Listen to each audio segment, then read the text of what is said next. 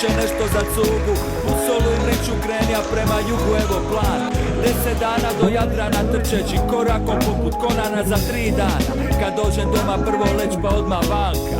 Na rivu tamo gdje je banka sa ekipom. Naruči kavu s mlijekom, čašu vode i slušat nove zgode. Trač partija, doživljaj iz partija. Šta sam kupja, koliko sam platja, kuna, nove teorije turizma i baluna. I digniteta dok me tru cigaretama. Standardna slika, modna revija cvika, uvijek ista spika lokalnih umjetnika, si nešto gnoje. Samo kroje i broje, mislim se dobro je. Evo mene među moje. Evo me doma, bolje sam odmah, nema nervoza, odmaram mozak. Evo me doma, dobre volje sam odmah, na materinoj spizi, šta skovat ću izis. Masu poznatih lica, 2-3 nova vica, babe, dide, dica, tate, mame, kolica, pijem pipi.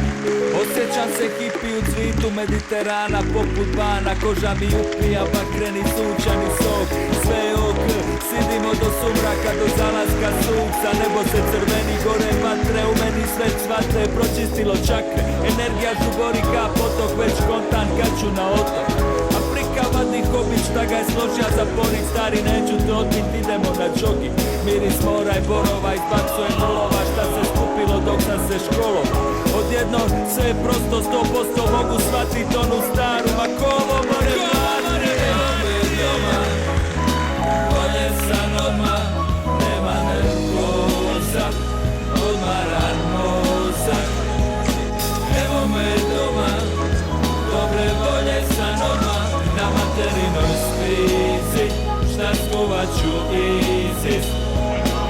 Evo me doma, bolje sam odmah, nema nervoza, odmaran mozak.